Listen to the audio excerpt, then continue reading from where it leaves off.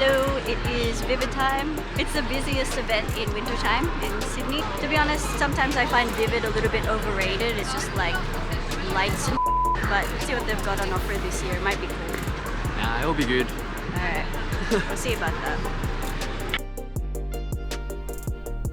We know how bad the crowds can get during Vivid Time, so we decided to get a head start and make our way to the city early before it started.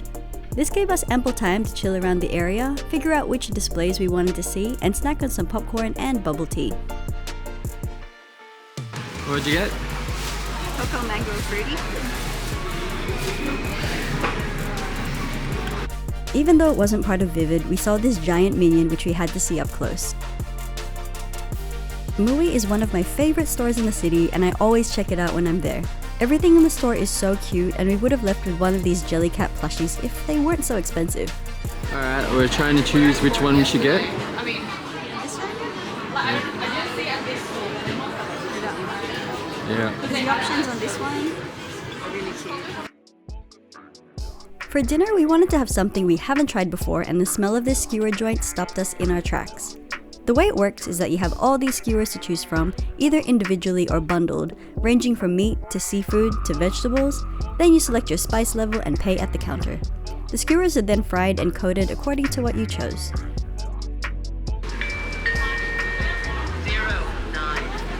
Trying this for the first time.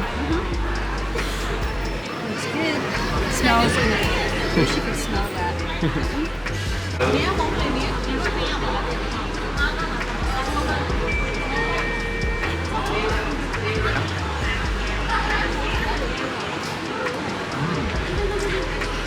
This one's a chicken thigh.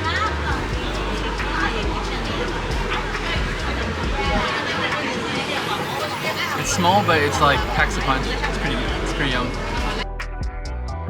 We definitely get these skewers again, especially the quail leg, which I loved. We also took a moment to unbox the figures we bought from Mooii, starting with Pochacco's house. Oh, I got the fridge. Oh, cool. And he's got like his little stir. Whisk. Yeah. You happy? Yeah, that one's pretty cool. We assembled this one at home because the pieces were tiny, and then we moved on to this Snoopy terrarium one. It feels like there's been a Snoopy resurgence lately and we've been seeing so much of him and Charlie Brown. It's the one that you wanted, the cookie one. The one with the TV. And he's just chilling. That one's pretty good. Nighttime came around quickly and then it was time to walk over to Circular Quay. The streets are closed off and the light rail was out of operation, so everyone walks on the road. You gotta hand it to the organizers for actually getting folks outside during one of the coldest months.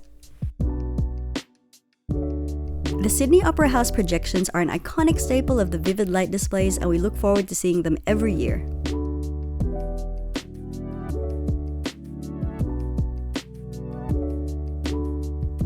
The Samsung Chorus of Light display is a new addition situated in First Fleet Park near the Rocks.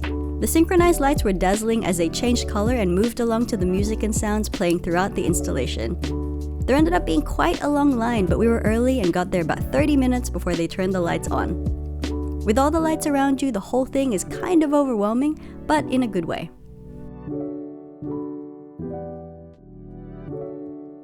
Though, let's be real, the thing is a big Samsung ad for their new phones and AI capabilities, but we'll excuse it because it's an amazing setup.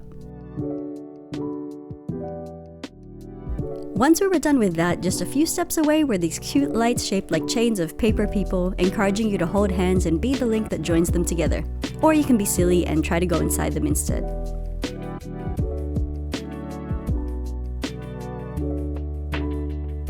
Then, just another few steps away, the Museum of Contemporary Art projected these incredible scenes on the side of the building.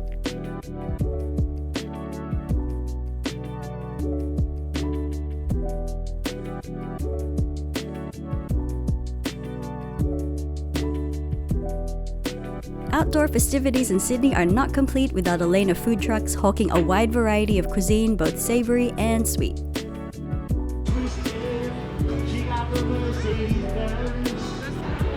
As predicted, a zombie horde of people started coming in as we were leaving, and we were so grateful we finished up early. We enjoyed a leisurely walk back to Darling Harbour, and on the way, made a pit stop back at Regent Place for a sweet treat. The line at Uncle Tetsu's always wraps around outside, but we had time so we didn't mind. We usually go for the Madeleines, but at this time of night they were already sold out, so we grabbed 1 chocolate and 1 cheese tart instead. We had absolutely no regrets. The tart base was crunchy and perfectly baked, and the filling was so creamy with just the right amount of sweetness.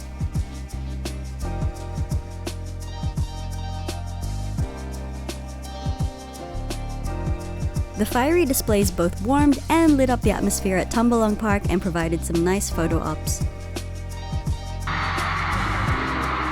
Vivid's live entertainment has also improved over the years, shining a spotlight on some of the best homegrown talent in Sydney. Grentperez is an up-and-coming artist from Western Sydney, pulling in a huge swarm of devoted fans, singing and swaying along to every song during his set. He's performed at the ABC New Year's Eve show and had successful tours overseas, and we're proud to have some Filipino-Australian representation.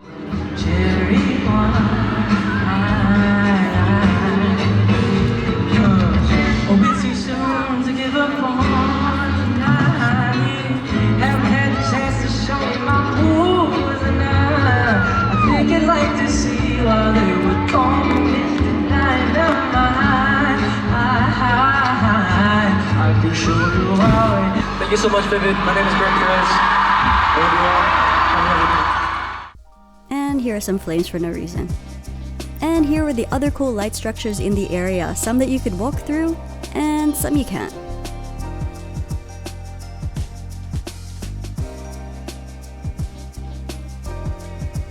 We watched some buskers out and about doing their thing before sitting down by Cockle Bay Wharf for a little rest and to watch these projections on the water.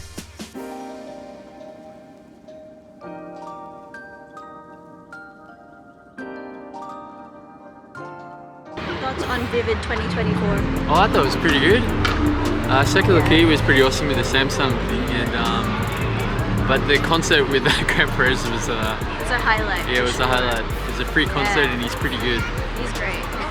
Yeah, so it exceeded my expectations. The Samsung thing I thought was a little, I don't know if it was really worth like a 30-45 minute wait, and I'm pretty sure that the wait times are going to exceed that as the night gets busier. It was cool, but honestly I think you can see just as much from the outside. You don't have to go inside. It's busy, but I think it's well organized. Yeah. And the weather has been really nice. For the winter season, it's actually been pretty alright, so alright to walk around and stuff. Shout out to global warming. We're just waiting to see the drone show, so we'll show you that. So it turned out that we were actually in the wrong place and the drone show was all the way back at Circular Quay. So we stayed in Darling Harbour and watched it from these big screens instead, which was just as good.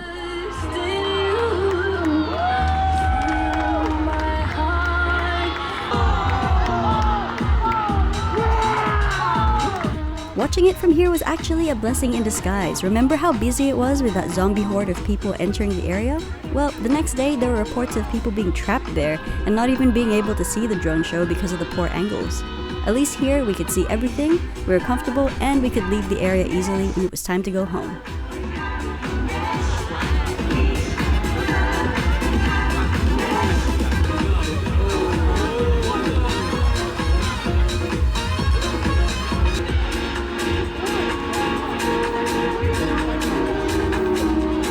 Doing your calisthenics, are you? I don't know why you're recording me doing stretching. Because it's funny. And that's a wrap on our Vivid 2024 experience. We're thankful that we planned ahead and went early, and we had a great time. Thanks for watching. If you dig our stuff, please take a second to like and subscribe, and we'll see you in the next video.